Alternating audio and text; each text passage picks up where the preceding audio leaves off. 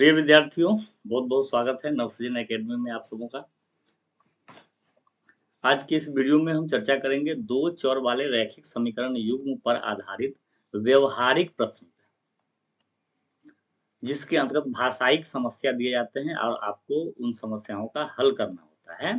तो आपके NCERT book में प्रश्नावली 3.1 में भी कुछ ऐसे क्वेश्चंस थे जो ऑलरेडी हम बता चुके हैं, और आगे प्रश्नावली 3.2 में भी ऐसे कुछ क्वेश्चंस हैं, और प्रश्नावली 3.3 में भी व्यवहारिक प्रश्न पे क्वेश्चंस है। तो अभी आज के इस वीडियो में हम अभी प्रश्नावली 3.2 में जितने भी व्यवहारिक प्रश्न थे, भाषाई समस्याओं पर आधारित प्रश्न थे, उसका हम लोग हल करेंगे आज।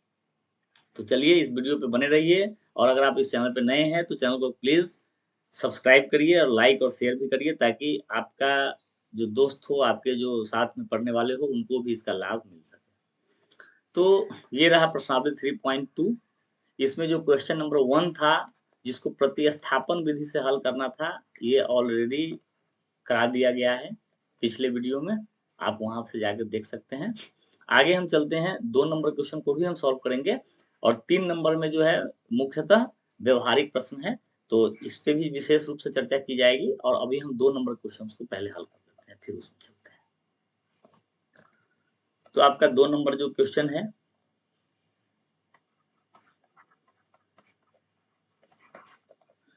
दो एक्स प्लस 3y बराबर 11 और 2x माइनस 4y बराबर -24 को हल कीजिए, और इससे m का वह मान ज्ञात कीजिए जिसके लिए y बराबर mx प्लस 3 हो। तो आपको सबसे पहले तो दिए गए इक्वेशन को सॉल्व करना है, फिर x और y का जो वैल्यू आएगा वह मान इसमें पुट करके और m का वैल्यू निकालना है। और चूंकि यह प्रश्नावली मुख्यतः प्रतिस्थापन विधि पर आधारित क्वेश्चंस थे, और बोला भी गया था, निर्देश दिया गया था कि प्रतिस्थापन विधि से ही हल करें, तो हम लोग भी इसको प्रतिस्थापन विधि से हल करेंगे। हम लोग लिखेंगे दिया गया समीकरण है,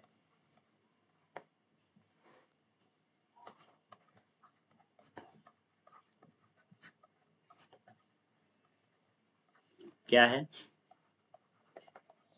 2x प्लस 3y बराबर 11 और 2x माइनस 4y बराबर 24। इसको मान लिया इक्वेशन नंबर 1 और इसको मान लिया इक्वेशन नंबर 2।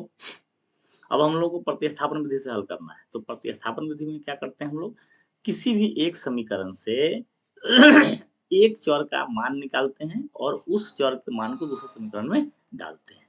तो हम लोग लिखेंगे समीकरण 1 से, जैसे हम समीकरण 1 से x का मान निकालना चाह रहे हो, तो यहाँ से x का वैल्यू क्या आएगा, तो देखिए 11 माइनस 3y और बटा में हो जाएगा 2। ठीक है, समझ में आ रहा होगा।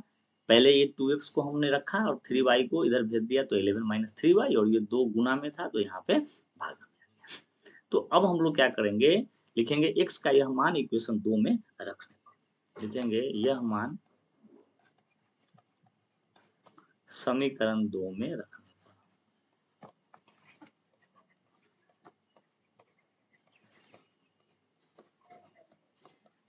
तो क्या मिलेगा, 2 गुने 11 माइनस 3y बटा 2 माइनस 4y बराबर है 24। कोई दिक्कत नहीं, 2 से 2 कैंसिल, और यहाँ हो जाएगा जोड़ घटाव करेंगे, तो ये हो जाएगा 11 माइनस 7y बराबर 24, और ये y का वैल्यू क्या हो जाएगा, तो 24 माइनस 11 बटा -7। कोई दिक्कत नहीं, तो यहाँ पे हो जाएगा 4 में से गया तो ये 3, ये हो जाएगा -13 बटा -7। तो y का वैल्यू निकल गया 13/7। अब y का ये मान क्या करेंगे, यहाँ x वाले में पुट कर देंगे, तो x का वैल्यू आ जाएगा, तो लिखेंगे इसीलिए x बराबर 11 माइनस 3 गुने 13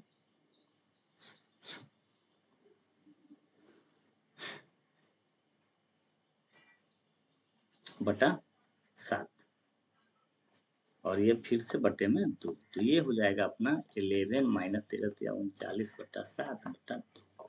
इसको सॉल्व करेंगे तो बटा पर जोड़ घटाव हो जाएगा, तो 77 माइनस 39 और बटा में 2। तो आपको मिलेगा कितना x का वैल्यू, तो x का वैल्यू आपको मिल जाएगा 17 में से 9 हो गया तो ये हो गया 8, और ये हो गया 6, 6 में से 3 हो गया तो 3, और बटे में ये 7 और 2 गुना हो गया 14।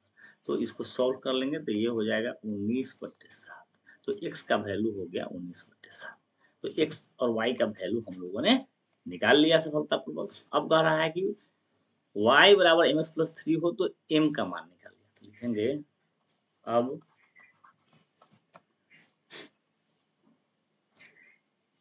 व्यंजक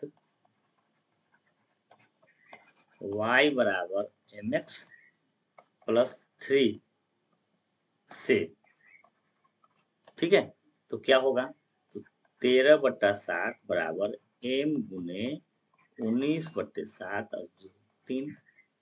तो लिखेंगे और m का वैल्यू क्या हो जाएगा, तो m बराबर हो जाएगा, देखिए 13/7 माइनस 3 और इसके पूरे के बट्टे में 19/7। इसको सॉल्व करेंगे तो 13 माइनस बट्टा पर जोड़ा करेंगे 21/7 गुने 7/19, तो 7 से 7 कैंसिल और यहाँ हो जाएगा 13 और 21 का जोड़ घटाव करेंगे तो -8/19। ये हो गया m का मान, ठीक है, जिसके लिए y बराबर mx प्लस 3 एक व्यंजक दिया गया था।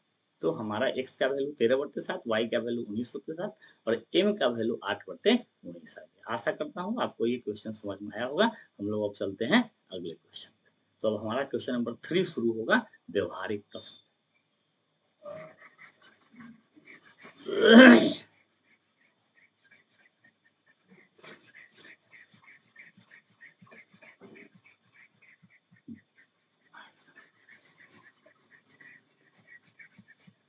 चलिए क्वेश्चन नंबर 3 में चलते हैं।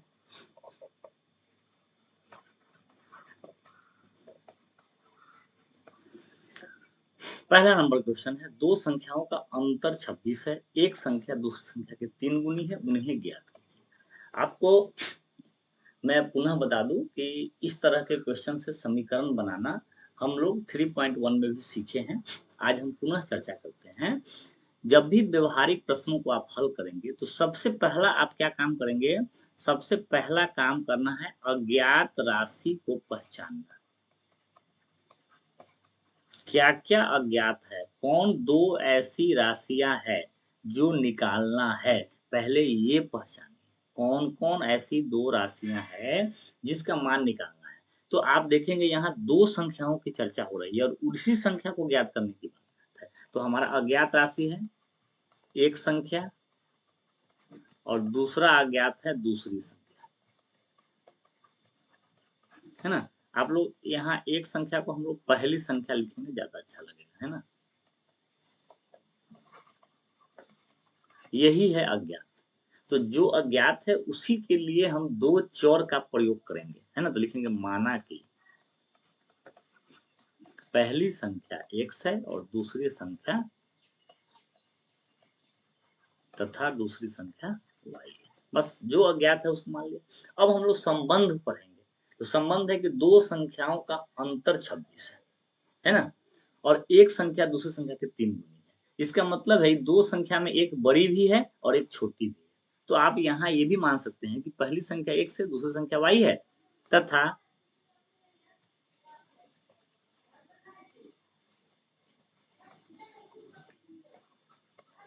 x जो है बड़ी संख्या है, ये मान लीजिए, ताकि आपको बाद में कोई कंफ्यूजन नहीं रहे कि हमारा जो पहली संख्या है x वह y से माने दूसरी संख्या से बड़ी है। अब हम लोग कहेंगे कि प्रश्नानुसार या प्रश्न से क्या कह रहा है प्रश्न, कि दो संख्याओं का अंतर 26 है, अर्थात दोनों संख्याओं को घटा देंगे तो बड़ी में से ही छोटी को घटाएंगे, क्योंकि हम लोग मान चुके हैं कि x बड़ा है y से, तो x माइनस वाई बराबर 26 लिख देंगे। समीकरण नंबर 1 तैयार हो गया। दूसरा है एक संख्या दूसरी संख्या की 3 गुनी है, तो यहाँ भी जो बड़ी संख्या होगी वही तो छोटी की 3 गुनी होगी। दो संख्याओं में एक संख्या दूसरी संख्या की 3 गुनी है, तो जो बड़ी होगी वही दूसरी की 3 गुनी होगी, अर्थात x जो है वह है दूसरी संख्या माने y का 3। तो इसका इक्वेशन क्या बनेगा, x माइनस 3y बराबर 0। ये हो गया इक्वेशन नंबर 2। बहुत ही आसानी से समीकरण बना लेंगे। अब हम लोग क्या करेंगे, इसको प्रतिस्थापन विधि से हल करना है, बिल्कुल ही डायरेक्शन दिया गया है। तो हम लोग प्रतिस्थापन विधि के लिए क्या करेंगे, लिखेंगे कि समीकरण 2 से, यहाँ हम समीकरण 2 से ही क्या करते हैं, x का वैल्यू निकाल लेते हैं। तो x बराबर क्या होगा 3y। अब x के इस मान को हम लोग समीकरण 1 में डालेंगे, लिखेंगे इस मान को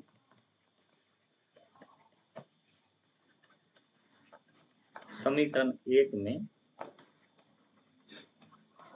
रखने पर। तो क्या मिलेगा बच्चों, तो यहाँ होगा 3y(x) की जगह पर -y बराबर लिखेंगे 26, तो 2y बराबर हो जाएगा 26, तो y बराबर हो जाएगा 13, अर्थात दूसरी संख्या निकल के आ गया 13। अब हम लोग ये y का मान इक्वेशन हम लोग समीकरण 2 से जो लाए थे x बराबर 3y इसमें डालेंगे, लिखेंगे इसीलिए x बराबर 3y है तो 3 गुणे 13 कर देंगे बराबर हो गया 39। तो हमारा जो पहला संख्या था जो x माने थे यह कितना आ गया 39 आ गया, जो दूसरी संख्या जो छोटी संख्या थी वो 13 आ गया, आसानी से हल कर लिया। तो आप लोगों को आसानी से समझ में आ रहा होगा। चलिए अब हम लोग हाँ दूसरे नंबर क्वेश्चन में चलते हैं।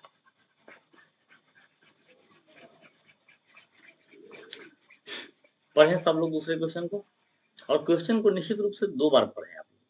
जब तक समझ में नहीं आए, अगर 2 बार में भी नहीं समझ में आए तो उसको फिर से पढ़े। दो संपूरक कोणों में बड़े कोण छोटे कोणों से 18 डिग्री के उन्हें ज्ञात कीजिए। अब आप लोग संपूरक कोण के बारे में जानते होंगे, अगर नहीं जानते होंगे तो समझ लीजिए। दो कोण के बारे में आप लोगों को पढ़ना था 9th क्लास में। एक होता है पूरक कोण और एक होता है समपूरक कोण। पूरक कोण कहते हैं जब दो कोण मिल करके 90 डिग्री हो। अगर x और y दो कोण है तो x प्लस y कितना होना चाहिए 90 डिग्री। दो कोणों का योग 90 डिग्री हो तो उसको पूरक कोण कहते हैं, और जब दो कोण का योग 180 डिग्री हो तो उसको समपूरक कोण कहते हैं। समपूरक कोण को अंग्रेजी में वो क्या कहते हैं सप्लीमेंट्री, सप्लीमेंट्री एंगल, और पूरक कोण को कहते हैं कंप्लीमेंट्री एंगल। तो इसको ध्यान में रखें थोड़ा आप लोग। अब हम लोग चलते हैं क्वेश्चन में। दो संपूरक कोण है, उन दोनों का योग कितना होगा 180 डिग्री होगा, बस। तो एक रिलेशन तो यही हो जाएगा। दूसरा है कि बड़ा कोण छोटे कोणों से 18 डिग्री है। तो यहाँ भी मान लेंगे, लिखेंगे माना कि x तथा y दो संपूरक कोण है,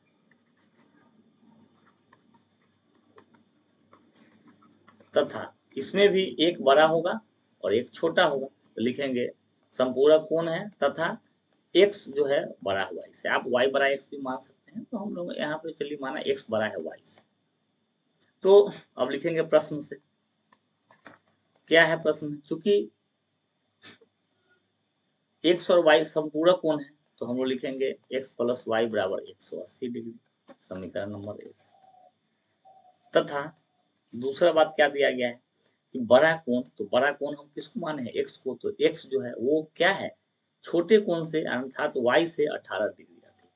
ठीक है, तो इससे हमारा समीकरण आ जाएगा। अच्छा, इसको समीकरण के रूप में न भी लाएंगे तो भी हमारा काम चला जाएगा। क्यों चल जाएगा, क्योंकि x को y के रूप में लिखे हुए हैं।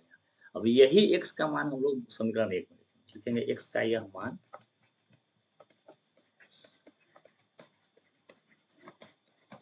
समीकरण 1 में रखने पर तो क्या मिलेगा y प्लस 18 प्लस वाई बराबर 180 डिग्री। तो 2y बराबर हो जाएगा 180 माइनस 18 बराबर ये कितना हो जाएगा 162। तो y बराबर 162/2 81 डिग्री। तो x बराबर क्या है y प्लस 18, तो 81 प्लस 18 डिग्री है ना। तो कितना हो गया 81 10 91 8 99। तो इस प्रकार से हम लोग x और y का वैल्यू आसानी से सहज रूप से सहजता पूर्वक हम लोगों ने निकाल लिया। चलिए हम लोग बढ़ते हैं अगले क्वेश्चन। अगर आप इस चैनल पर नए हैं तो कृपया इस चैनल को सब्सक्राइब करके हमारा मनोबल बढ़ाएं, ताकि हम आपके लिए और भी वीडियो लाते रहें। चलिए तीसरा क्वेश्चन है, एक क्रिकेट टीम के कोच ने 7 बल्ले और 6 गेंद 3800 रुपये में खरीदे। बाद में उसने 3 बल्ला और 5 गेंद 1750 रुपये में खरीदे। प्रत्येक बल्ला और प्रत्येक गेंद का मूल्य ज्ञात कीजिए। जैसा कि हम पहले भी आप लोगों को बता चुके हैं कि यहाँ दो अज्ञात राशियां होंगी।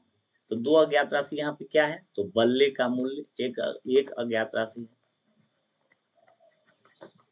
और गेंद का मूल्य ये दूसरा अज्ञात राशि है, क्योंकि इसका भी वैल्यू नहीं पता है।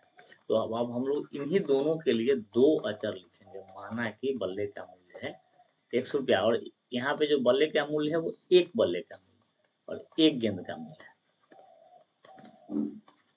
कोई दिक्कत नहीं यहाँ तक। अब लिखेंगे प्रश्न से। देखिए आपको दो संबंध दिए गए होंगे। पहला संबंध क्या है, 7 बल्ला और 6 गेंद का मूल्य 3800 है। चूंकि एक बल्ला का मूल्य x है तो 7 बल्ला का मूल्य 7x। और उसी प्रकार से 6 गेंद का मूल्य 6y, ये हो जाएगा 3800, समीकरण नंबर 1। पुनः दूसरा क्या बोला है, 3 बल्ला अर्थात 3x का होगा और 5 गेंद तो 5y का होगा। इनका मूल्य था 1750, तो ये हो गया समीकरण 2। अब हम लोग प्रतिस्थापन विधि के लिए क्या करेंगे, किसी एक चर का मान निकालेंगे। तो हम लोग जैसे अगर 2 से निकालते हैं, समीकरण 2 से, है ना। चलिए और इस बार हम y का वैल्यू निकालते हैं। तो 5y बराबर 1750 माइनस 3x, 1750 माइनस 3x बटा 5, तो ये हो गया y का वैल्यू। अब इस मान को हम समीकरण 1 में डाल देते हैं, लिखेंगे इस मान को समीकरण 1 में रखेंगे।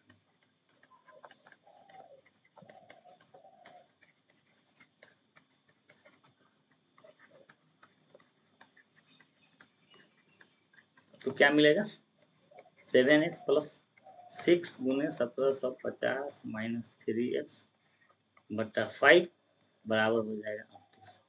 अब आप इसको हल करिए, तो हल करेंगे बटा प्रकार जोड़ घटाव कर दीजिए, है। तो ये हो जाएगा 5 और यहाँ हो जाएगा 7 बचे 35x प्लस गुना करिए यहाँ, तो 0 6 पंचे 30, 6 से 42 3 45, 10 और यहाँ माइनस 18x बराबर हो जाएगा 3800। अब इसको थोड़ा सा हम लोग यहाँ 35 में से 18 घटा देंगे आप, तो मिलेगा 17x बराबर 17x प्लस 10,500, ये बराबर हो जाएगा 3800 गुने 5।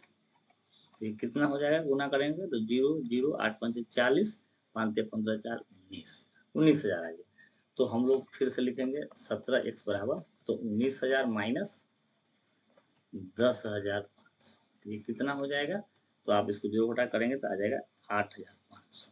और इस प्रकार x का वैल्यू 8,500 बटा 17, तो यहाँ हो जाएगा 17 पच्चे 85, तो 500, अर्थात एक बल्ले का मूल्य निकल के आ गया 500। अब हमको गेंद का भी मूल्य निकालना है, तो यहाँ जगह का अभाव है, हम डायरेक्ट यहाँ लिखते हैं। हमको गेंद का मूल्य के लिए क्या है, y बराबर 1750 माइनस 3x बटा 5। तो अगर आप इसको हल करेंगे तो आपको y बराबर हो जाएगा, लिखें क्या, 1750 माइनस 3 गुने 500 तो 1500 और बटा 5, तो घटाएंगे तो ये हो जाएगा 250 बटा 5, तो ये हो जाएगा 50 रुपये। तो हमको y का वैल्यू भी आ गया, और x का वैल्यू भी आ गया। तो हम कह सकते हैं कि एक बल्ले का मूल्य जो कि x माने थे, ये था कितना हो गया 1500 रुपया, और एक गेंद का मूल्य y बराबर क्या निकल के आ गया 50 रुपया। आशा है आपको ये समझ में आया होगा। अब हम लोग चलते हैं अगले क्वेश्चन। अगले क्वेश्चन को पढ़ें आप लोग, 2 बार पढ़ें। कह रहा है कि एक नगर में टैक्सी के भाड़े में एक नियत भाड़ा और उसके अतिरिक्त चली गई दूरी पर भाड़ा सम्मिलित किया जाता है। 10 किलोमीटर दूरी के लिए भाड़ा 105 है और 15 किलोमीटर के लिए भाड़ा 155 है। नियत भाड़ा और प्रति किलोमीटर भाड़ा क्या है, एक व्यक्ति जब 25 किलोमीटर यात्रा करेगा तो कितना भाड़ा देना होगा। अब देखिए, क्वेश्चन कर रहा है कि टैक्सी भाड़े के लिए एक फिक्स चार्ज लिया जाता है, जैसे 100 200 500 एक फिक्स चार्ज है, माने बुकिंग के लिए ही है उसका, प्लस जितना दूरी जाएंगे पर किलोमीटर के हिसाब से, जैसे 10 रुपये पर किलोमीटर या 20 रुपये पर किलोमीटर, इस तरह से उसका एक वैल्यू है। तो 2 अज्ञात राशि क्या है, यहाँ क्या क्या निकालना है, तो निकालना है नियत भाड़ा क्या है और प्रति किलोमीटर भाड़ा क्या है, यही अज्ञात है। तो जो अज्ञात है हम लोग उसको क्या करते हैं, मान लेते हैं। तो हमारा अज्ञात है नियत भाड़ा और प्रति किलोमीटर भाड़ा।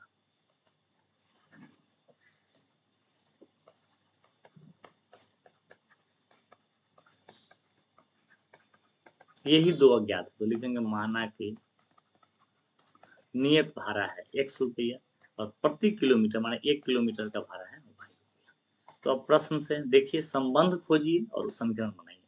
कह रहा है कि 10 किलोमीटर दूरी के लिए 105 रुपया लगता है। अब देखिए, नियत भाड़ा जो है, आप जितना भी किलोमीटर चले वो फिक्स होगा, नियत नाम ही है नियत। तो जैसे ही आप बुकिंग किए तो 100 रुपया लग गया नियत, प्लस हर किलोमीटर पे y रुपया लग रहा है। तो 10 किलोमीटर चलेंगे तो 10 y का भाड़ा लगेगा, दोनों मिलकर हो जाएगा 105। ये हो गया समीकरण नंबर। फिर कह रहा है 15 किलोमीटर की दूरी के लिए 155 रुपये लगता है। इसका क्या मतलब है, नियत भाड़ा वहां भी लगेगा, प्लस 15 किलोमीटर है तो 15 y और ये हो जा रहा है 155। ये हो गया समीकरण 2। अब हम क्या करेंगे, समीकरण x से x का वैल्यू निकाल लेते हैं। समीकरण 1 से x बराबर क्या होगा, 105 माइनस 10y। कोई दिक्कत नहीं। अब यह मान जो है इसको आप 3 मान लीजिए और लिखेंगे कि इस मान को समीकरण, यहाँ 1 निकाले थे तो 2 में डालेंगे, इस मान को समीकरण 2 में रखना।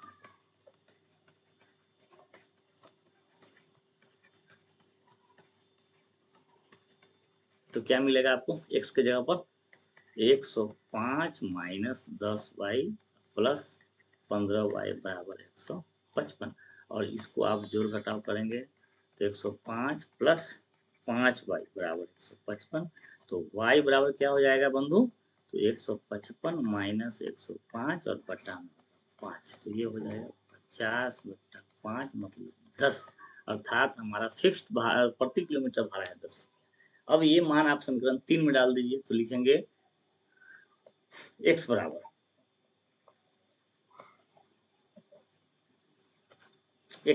क्या होगा, तो 105 माइनस 10y, तो 10 दाएं 10y हो जाएगा 100, माने कितना हो जाएगा 5 रुपये।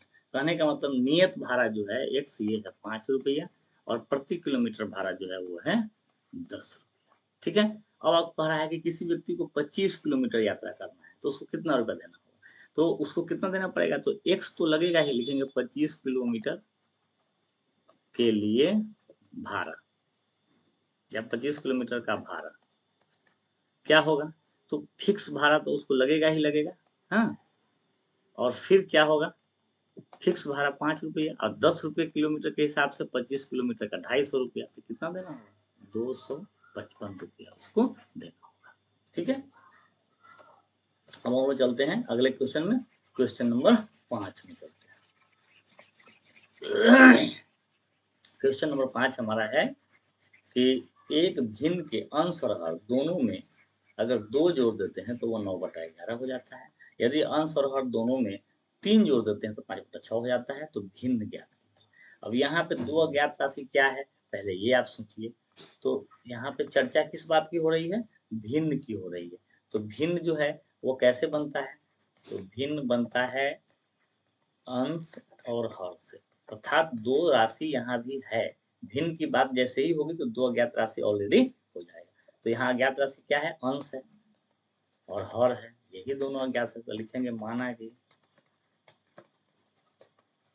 भिन्न का, और यहाँ पे एक वर्ड जोड़ दीजिए अभिष्ट भिन्न, माने जो भिन्न की बात हो रही है, जो भिन्न ज्ञात करना है वही, माना कि अभिष्ट भिन्न का अंश जो है x है और हर y। ऐसे अभिष्ट भिन्न लिखिए, माना कि अभिष्ट भिन्न,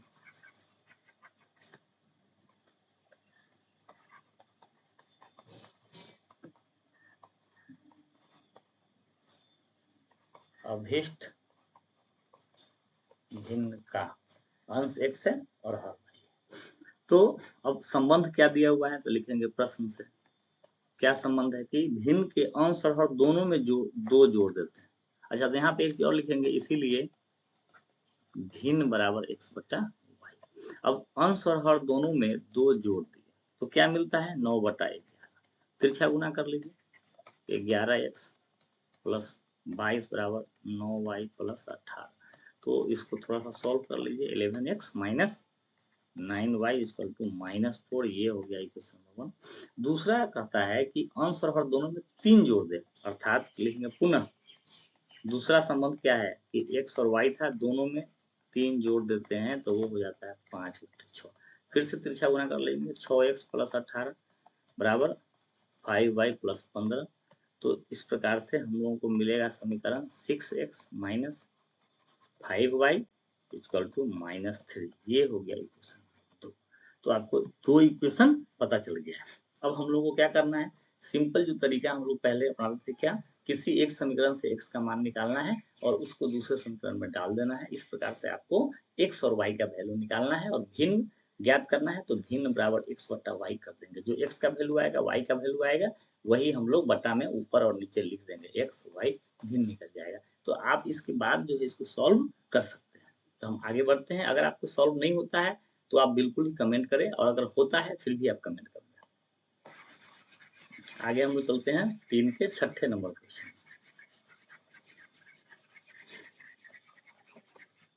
छठा नंबर क्वेश्चन को पढ़ें। 5 वर्ष बाद जैकब की आयु उसके पुत्र की आयु से 3 गुनी हो जाएगी और 5 वर्ष पूर्व जैकब की आयु उसके पुत्र की आयु के 7 गुनी थी। उनकी वर्तमान आयु क्या है? देखिए अज्ञात राशि क्या है, आप लोगों को समझ में आ रहा होगा। उनकी वर्तमान आयु, ये है अज्ञात राशि। किनकी? तो जैकब की और उसके पुत्र की, यही दोनों का बात हो रहा है। तो ये हमारा अज्ञात राशि है जो कि पता करना। तो लिखेंगे माना कि जैकब की वर्तमान आयु x एवं x वर्ष हो जाएगा, है ना, एवं उसके पुत्र की वर्तमान आयु y हो गया। अब हम लोग लिखेंगे प्रश्न से, संबंध में आएंगे सीधा। क्या कहता है? 5 वर्ष पूर्व जैकब की आयु उसके पुत्र की आयु की 3 गुनी हो, सॉरी 5 वर्ष बाद जैकब की आयु उसके पुत्र की आयु से 3 गुनी हो जाएगी। तो देखिए जब अभी वर्तमान आयु जैकब का x है तो 5 साल बाद उसकी आयु x प्लस 5 होगा। कोई दिक्कत नहीं, सीधा सिंपल सा बात है। तो 5 वर्ष बाद जो जैकब की आयु होगी वह उसके पुत्र की आयु की 3 गुनी हो जाएगी। तो जब 5 वर्ष बाद जैकब x प्लस 5 का होगा तो उसका पुत्र हो जाएगा y प्लस 5। अब 5 वर्ष पूर्व 5 वर्ष बाद जो जैकब की आयु है वह आयु अपने उसके पुत्र के आयु का 3 गुना हो जाएगा। देखिए बना समीकरण की नहीं? 5 वर्ष बाद जैकब की आयु अर्थात x प्लस 5 उसके पुत्र की आयु की 3 गुनी हो जाएगी। तो 5 वर्ष बाद पुत्र की आयु भी बढ़ के y प्लस 5 हो जाएगा और उसका 3 गुना होगा तो गुना 3 कर दिए। तो अब समीकरण क्या बनेगा? x प्लस 5 बराबर 3y प्लस 15 और इस तरह से x माइनस 3y बराबर हो जाएगा 10। ये हो गया क्वेश्चन होगा। लिखेंगे पुनः दूसरा जो संबंध है, 5 वर्ष पूर्व जैकब की आयु उसके पुत्र की आयु के 7 गुनी थी। तो 5 वर्ष पूर्व जैकब की आयु क्या होगा? तो 5 घटाना पड़ेगा वर्तमान आयु में से, और 5 वर्ष पूर्व उसके पुत्र की भी आयु वर्तमान में से 5 घटा करके आएगा। अब कह रहा है कि 5 वर्ष पूर्व जो जैकब की आयु थी अर्थात x माइनस 5 उसके पुत्र की आयु की 7 गुनी थी, अर्थात इसमें 7 से गुना करेंगे तब ये बराबर होता। x प्लस माइनस 5 जो था जैकब की आयु 5 वर्ष पहले वह उसके पुत्र की आयु के 7 गुनी। अब फिर इसको आप सोल्व कर देंगे x माइनस 5 बराबर 7y माइनस 35। तो इस प्रकार से आपको मिलेगा x माइनस 7y बराबर माइनस 30। ये हो जाएगा आपका दूसरा समीकरण। और आपको करना अब क्या है? किसी भी एक समीकरण से x का मान निकालना है और उसको दूसरे समीकरण में प्रतिस्थापित कर देना है। इस प्रकार से आप x और y का वैल्यू निकालने के लिए खुद सक्षम है। और जहां तक अगर आप खुद सक्षम हो तो खुद ही सॉल्व करें। हाँ, अगर नहीं बने तो आप निश्चित रूप से कमेंट करें। और इस प्रकार इस क्वेश्चन में x और y का वैल्यू निकाल लेंगे तो x जो होगा वह जैकब की वर्तमान आयु निकल जाएगी और y जो होगा वह उसके पुत्र की वर्तमान आयु हो जाएगी। आशा करता हूँ आप इस वीडियो से आपको कुछ न कुछ लाभ अवश्य हुआ होगा। अगर आपको थोड़ा भी लाभ हुआ है तो आप निश्चित रूप से चैनल को सब्सक्राइब करें, लाइक शेयर करें, हमारा मनोबल बढ़ाएं। हम लोग बहुत मेहनत करके आपके लिए ये वीडियो बनाते हैं, बहुत सारा इसमें टाइम लगता है और ये सफल और हम अपने आप को तभी सही मान पाएंगे जब ये आपके लिए फायदेमंद हो, आप इस वीडियो को देखें। तो प्लीज़ वीडियो को देखें और लाइक शेयर सब्सक्राइब करें। और इसी आशा के साथ हम अगले वीडियो में आते हैं। हमारा अगला वीडियो होगा प्रश्नावली 3.3। अगला वीडियो में हम लोग प्रश्नावली 3.3 हम लेकर आ रहे हैं। प्रश्नावली 3.3 का जितना भी व्यवहारिक प्रश्न है उसको हम लोग लेकर के आएंगे। चलिए बहुत बहुत धन्यवाद वीडियो में बनाने के लिए। Good bye.